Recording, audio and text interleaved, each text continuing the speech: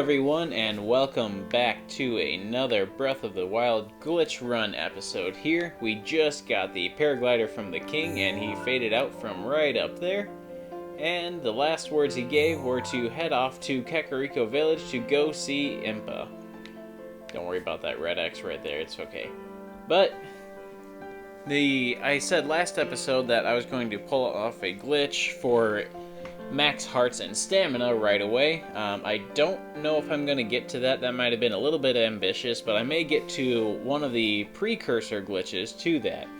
I'll explain later. But anyway, we have to go visit Impa first at Kakariko Village before we can pull off any of that, because we need to get a final rune for our Sheikah sensor, and the only way to do that is to go to Hateno Village, but they say you can't go there until you go see Impa.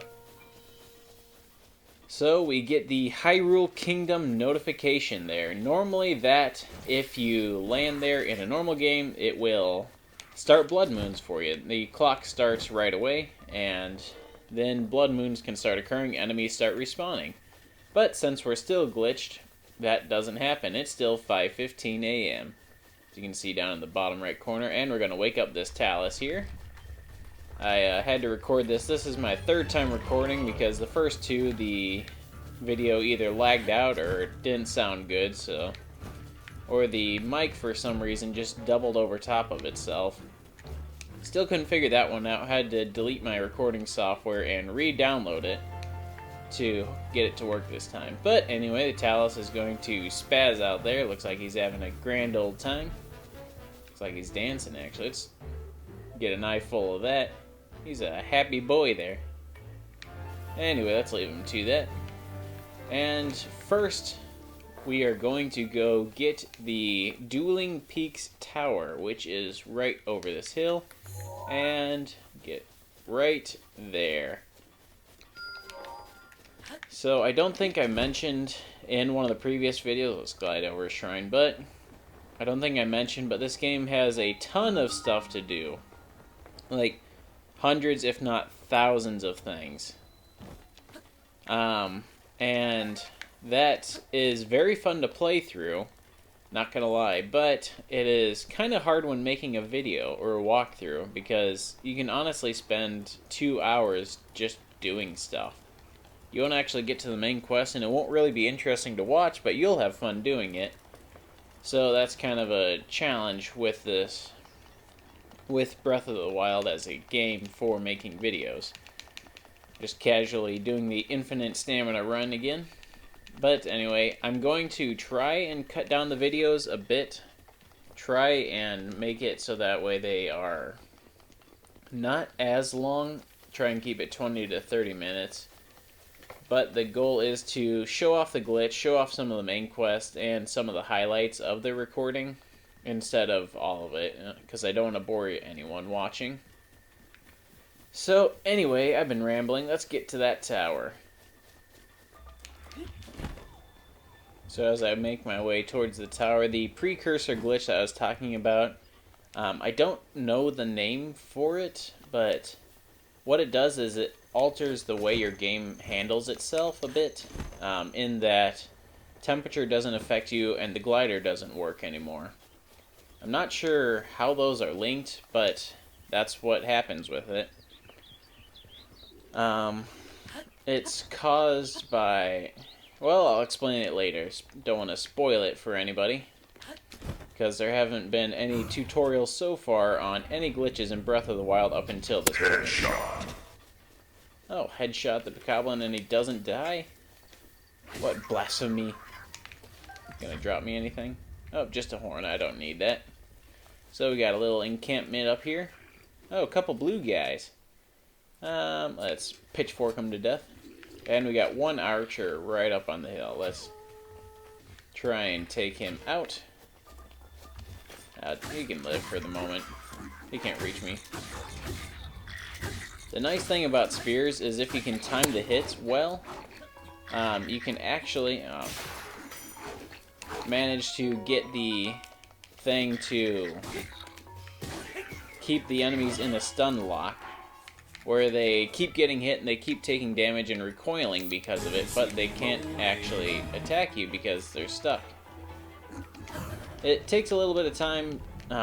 It's a slower way of killing enemies for sure, but it's very handy when dealing with harder enemies that are actually way out of your league. Let's just wall up this blue guy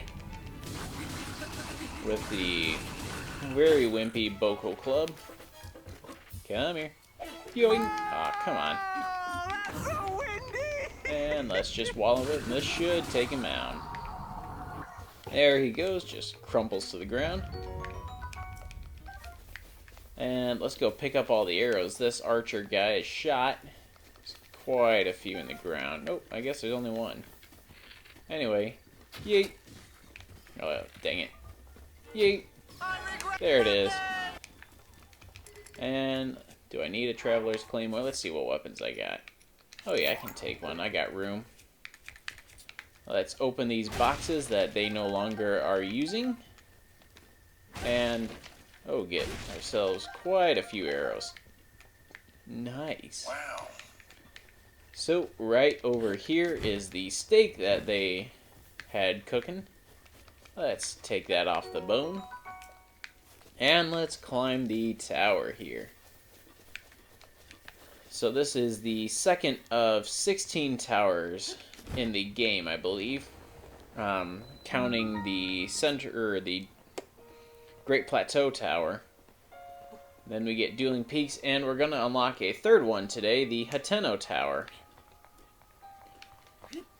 That one will be a bit later in the episode, but anyway, through the power of editing, let's get up this tower.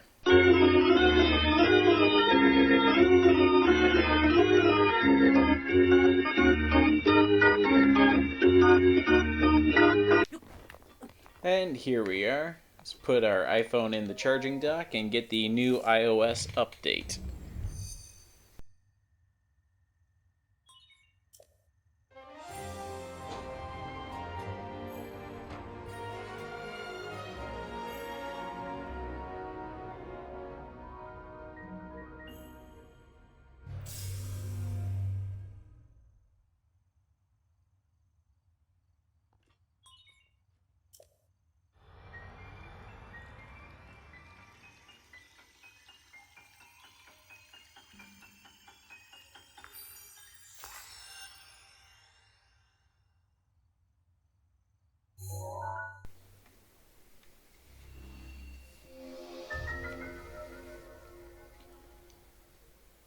And now we get the Dueling Peaks area added to the map.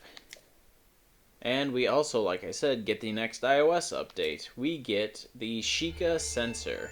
The sensor reacts to you when you are close to shrines that you have not yet visited. If you head in the direction where the reaction is strongest, you should be able to find the shrine. So you can actually turn it on or off if you want. If you want it constantly beeping at you, go for it. If you don't have that strong will, then you can turn it off. So let's grab our iPhone back, and it's going to give us a little demonstration here.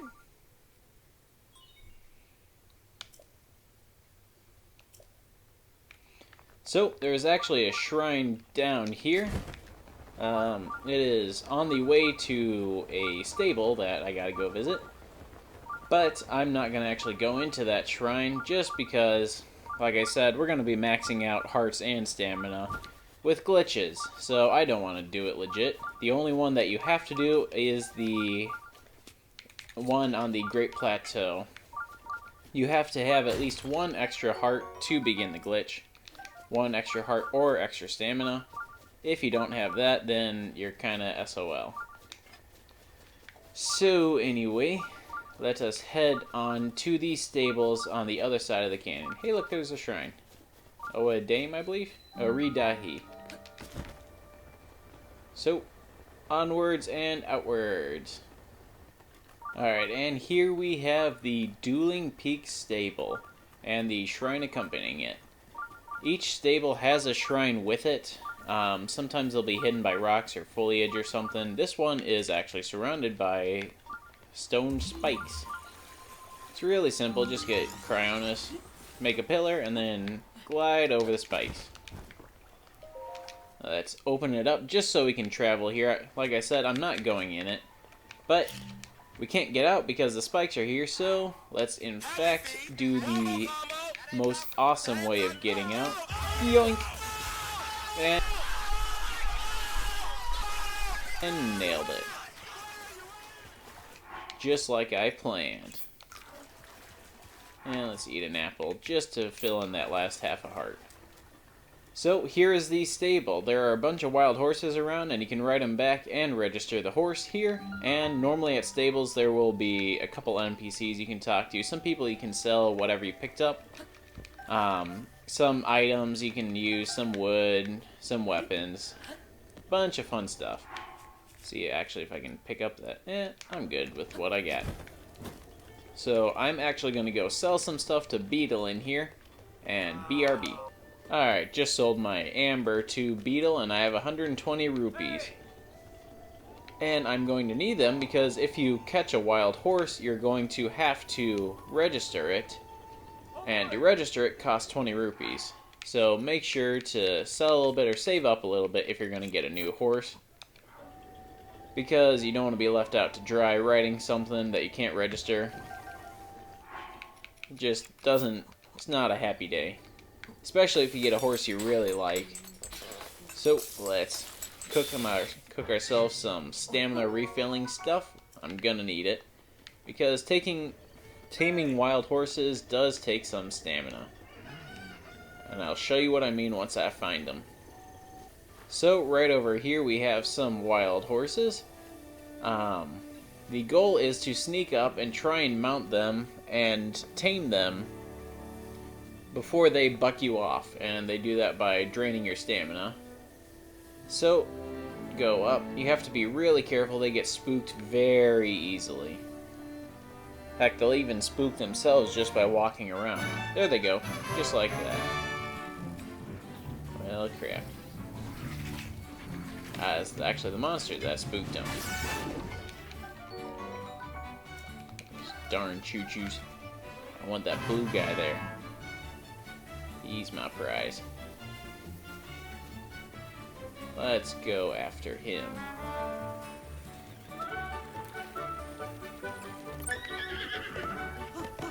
Come on, come on, come on, come on, come on. Don't kick me. Oh, did I? Am I okay? Hey, nailed it.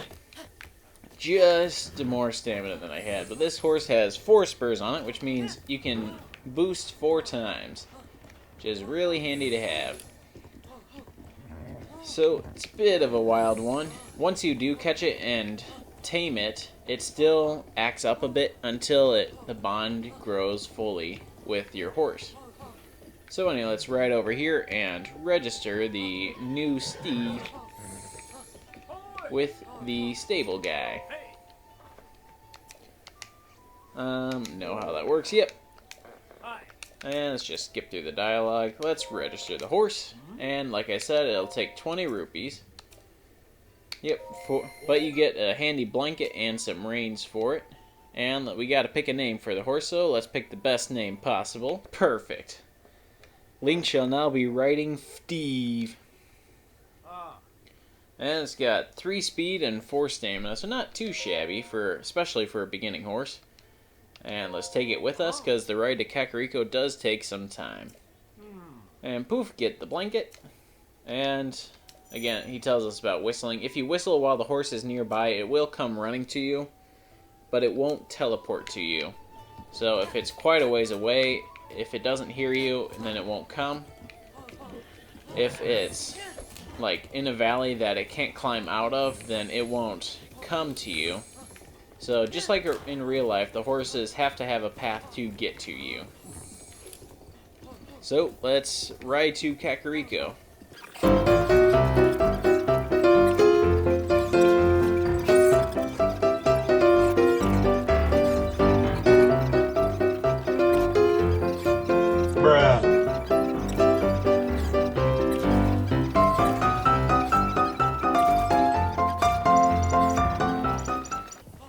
So here we are in Kakariko Village. Impa's house is dead ahead right by the waterfalls. Let's dump Steve here And as the game lags, let's go over to Impa. There's just a lot of particles and stuff being processed right now. But this next part, there's going to be a lot of cutscenes and a lot of talking, so if you don't want to see that, skip ahead. I'll probably put the timestamp in the video and text right about here. If I don't, well, I'm sorry for that. My bad. But anyway, we get to talk to Paya before going in. Oh, man. Huh? Is that? It's a Sheikah slate. Could you be the hero my grandmother told me about? What was his name? Ling, Oh, it's not that I forgot. I'm just bad with speaking. As for me, my name is Oh, my name is Paya. Phew, I got it out. I know I should be able to say that easily, seeing as how it's my own name and all. I'm so sorry. Anyway, my grandmother's been waiting for your return ever since I was little. Please hurry inside. So, let's open the doors like a boss.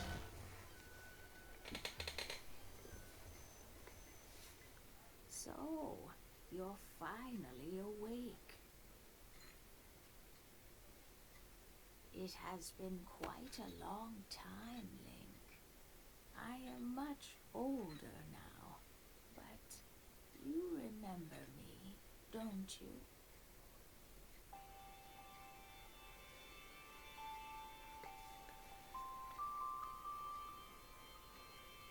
Oh, what's the matter? You're looking at me as though I am a stranger to you. Those eyes, they lack the light of familiarity. It is I, courageous one, Impa. Surely you must at least remember the name Impa. I see, so you have lost your memory. Well, it matters not. In fact, that may actually be a blessing in disguise for the time being. Dearest Link, please come a bit closer.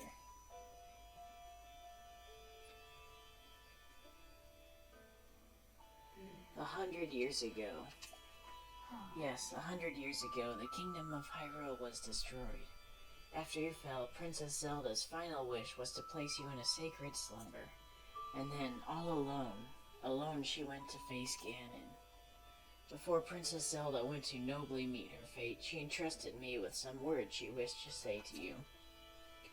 I've been waiting 100 years to deliver the princess's message. However, these words which the princess risked her life to leave you, well, if you are to hear them, you must be prepared to risk your life as well. But I'm afraid that, burdened as you may be, too much to bear while you are still without your memories. I leave you the choice. When you feel you are ready to receive the princess's message, return to me. Well, I'm about as ready as I'm ever going to be, and we need this to progress with the glitch, so let's talk to Impa. The words that the princess risked her life to impart to you, I cannot pass them on to someone who lacks conviction. Are you prepared to risk your life for the greater good? I am. Oh yeah. Ha! Not a memory to your name, yet you're as intent as ever to charge forward with only courage and justice on your side. You have not changed a bit. Once a hero, always a hero. Very well. Since you have lost your memory, I will account for you all that has happened.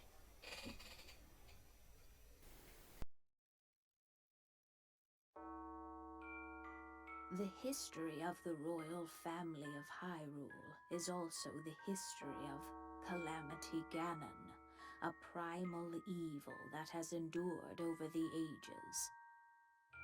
This evil has been turned back time and time again by a warrior wielding the soul of a hero and a princess who carries the blood of the goddess.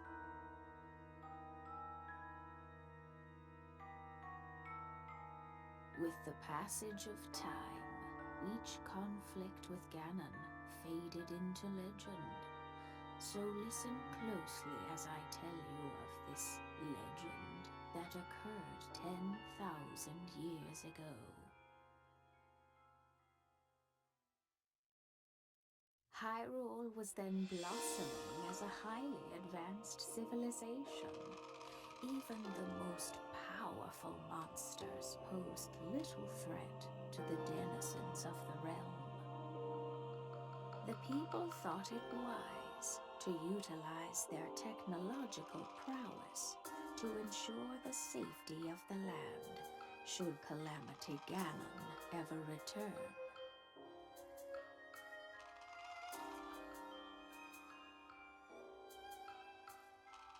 They constructed 4 mechanical wonders that came to be known as the Divine Beasts. They also built a legion of autonomous weapons called Guardians.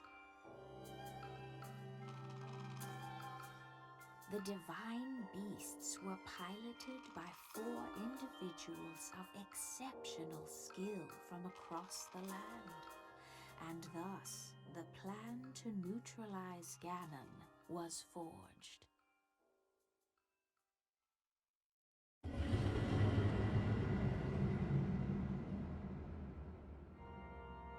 Upon Ganon's inevitable return to Hyrule, the princess and the hero fought alongside these 4 champions against this ancient evil. The Guardians were tasked with protecting the hero as the Divine Beasts unleashed a furious attack upon their terrible foe.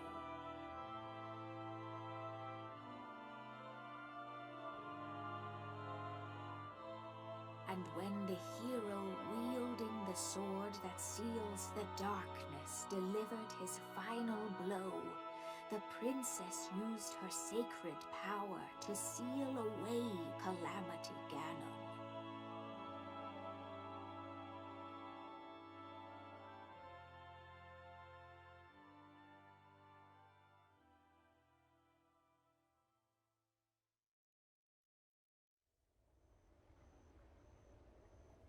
Oh.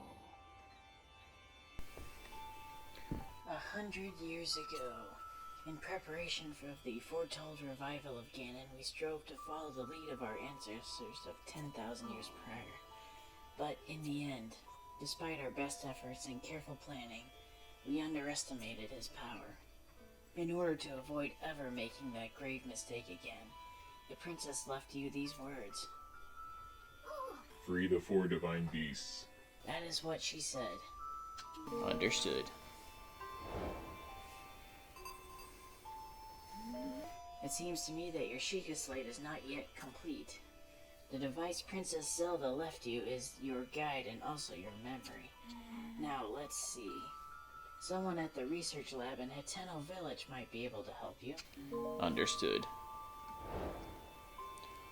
And we get a new quest, Locked Mementos. You are Princess Zelda's only hope, and Hyrule's as well. You cannot turn back now. Follow your heart and seize your destiny. Seek out Impa is complete. We have sought out Impa, and there she is. Oh, hello there. Skip through it. Don't want to talk to you. Hiya. So, let us warp back to the Dueling Peaks stable. And I shall pick up my horse there. I know I left it up here, but you can actually teleport around the map a little bit. Show you what I mean.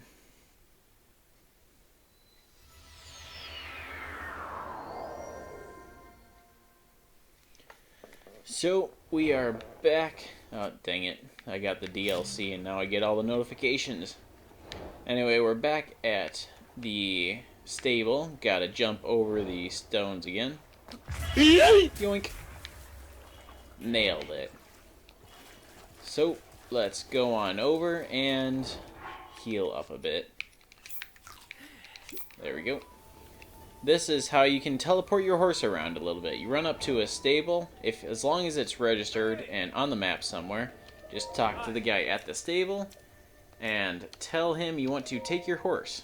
Even though you've already taken it, just select the horse you want and tell him you want to take it, and he will fetch it from anywhere in the world and bring it right to you. See, there it is. And Tells you a little tip about horses once you're done. But we get up onto the horse, and now we begin our long trek to Hateno. The tower is actually right over there, and the village is just beyond it. So let's ride straight through the field like a boss. So here we are, almost to the tower. Now, some towers have a little gimmick or something with them.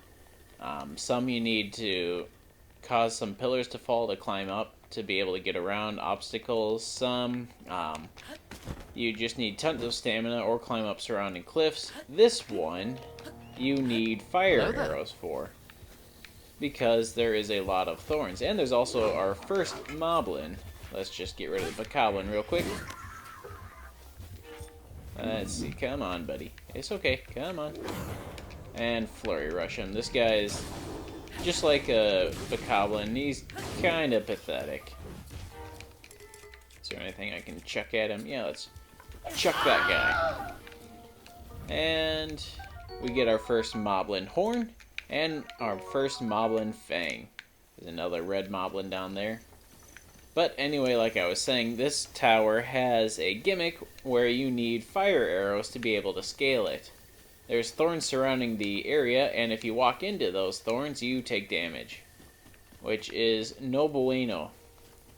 So what you gotta do is burn the thorns. You can either do that by setting a fire down on the ground, or if you happen to have fire arrows like I do, just shoot them at the tower and the fire will catch the thorns on fire. Now, with fire in the game, you can actually, if you burn enough around you, you can create an updraft that actually helps you get higher. Let's see if I can get it to work. There it goes. Oh. And my alarm's gonna go off. So, there you go. Just glide on up. Helps you get up a lot higher than you could normally.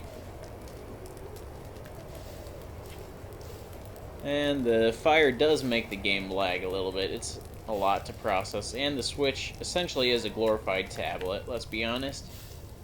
So, up we go.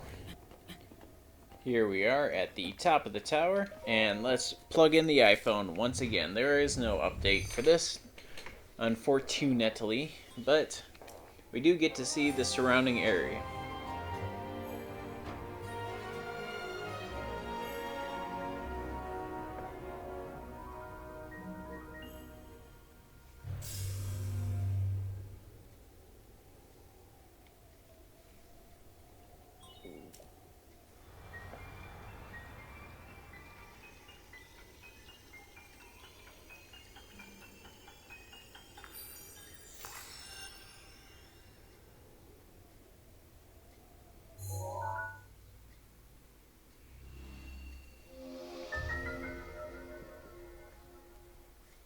And thusly we unlock the Hateno area of the map.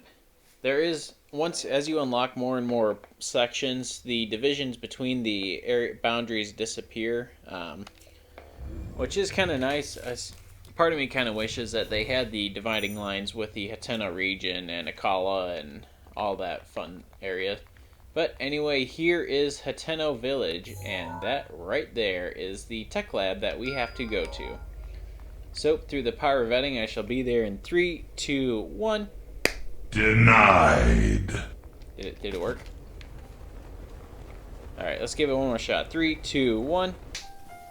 Alright, here we are at Hateno Village, or not, excuse me, at the, whatever, Tech Lab. That's Hateno Ancient Tech Lab. Let's light the Olympic torch. And we get this place registered as a travel point, so we can fast warp here whenever we feel like it. So let's go on in and meet some more new characters. We got here Pura. What?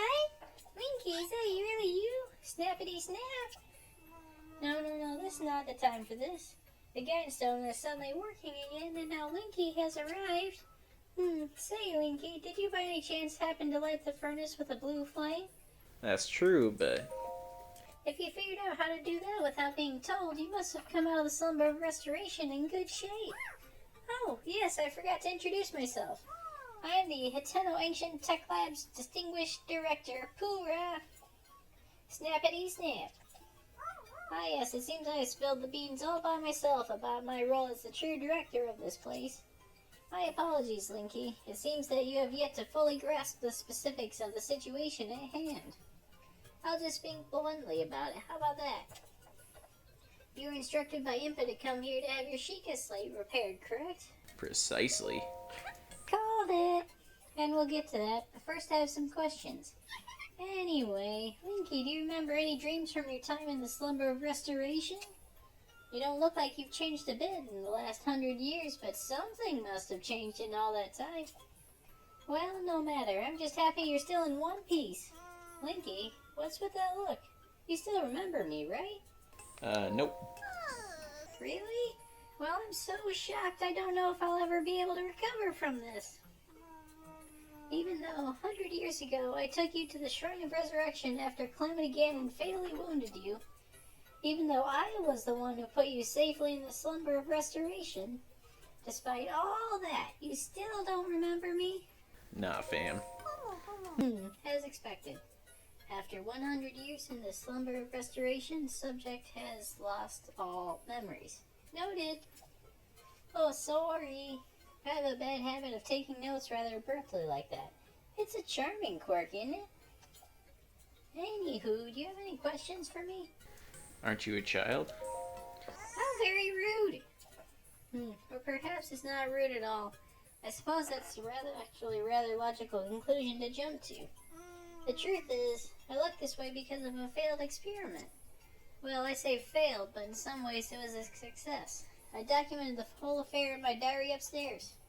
But the whole thing is embarrassing, so I insist you refrain from reading it. Anyway, enough about that. Back to the topic at hand. Well then, let's go ahead and restore your Sheikah slate runes for you.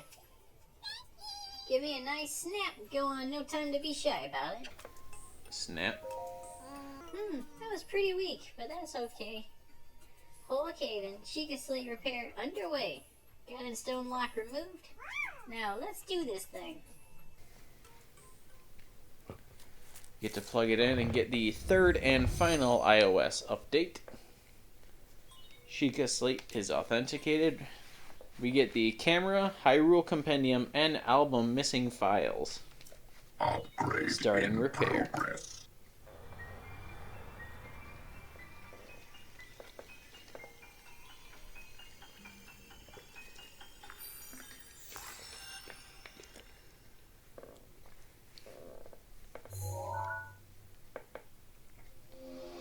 And there we are, the camera rune. Instantly render a visible image into a picture. Pictures created are saved in the album. It has a useful feature that connects to the Hyrule Compendium and automatically registers pictures of new entries. And we get some pictures that are not of stuff we've taken or even places we visited yet. And we get the Hyrule Compendium. There's about 600 or so pictures in total to look at and to get, and I'm going to try and get them all. So, get the new and improved phone back, and Poora wants to talk to us again. And it's done. So, is it all fixed up now? Let's see, which one is it? Camera, Hyrule Compendium, album. Yep, looks good. So, I know this is sudden, but hear me out. Take a picture of me with the camera. Oh, and don't forget to let me see it. So, like I said, this is Breath of the Wild. We don't have to follow no rules. So you can just yeet on out of there and head down. I'm going to head down to the shrine down here that begins the glitch. So here we are. Like I said, there are a couple things you will need for this. Firstly is a shield. You don't need it, but it helps. It looks cool. Next, you will need the camera rune, and you will need a bow, and you will need something to hold, which isn't very hard. This is Breath of the Wild. You pick up hundreds, if not thousands of things. So, to do this, you have to first shield, bring up Link's shield like that, and while holding it, activate the camera rune and crouch at the same time, which puts the game in this weird state, theoretically, if you pull it off, 1 second. There we are. Which puts the game in this weird state where you're controlling Link and the camera at the same time. Which is never supposed to happen, but here it is. So you can run around. You can't jump, unfortunately, with it because that cancels the glitch. But you can uncrouch, crouch and uncrouch, walk around. You can't actually pull out your bow. You can't cancel the bow. You can swing with your sword, I believe. But anyway, what you want to do is, after you get to this point with controlling the camera and Link, go up to the apparatus here and press A. That'll take a picture and activate the thing at the same time. So you want to delete the picture and immediately pause and hold something. Then, very quickly, unpause, pause again, hold something else, and then, after all is said and done, go and load a save.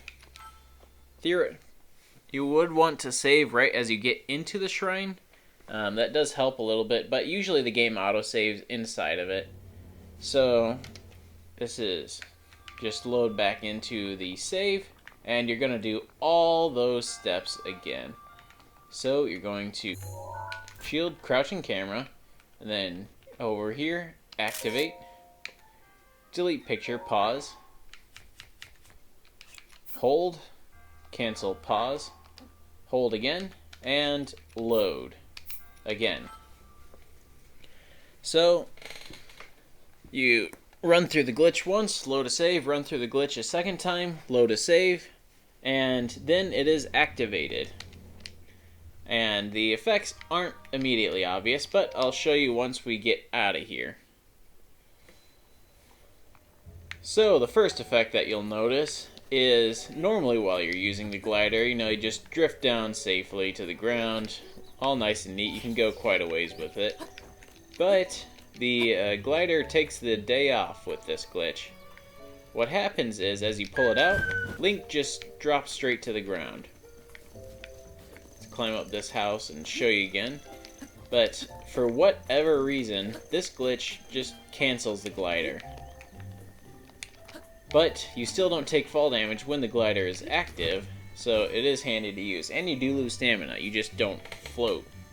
The next effect that is very, very handy is this. Normally, when you go into either hot or cold areas, Link begins to burn or freeze, respectively. But because of this, for whatever reason, temperature no longer affects Link. He can sit in a campfire all day, and he's still technically at 56 degrees Fahrenheit, or whatever temperature you were when you activated the glitch.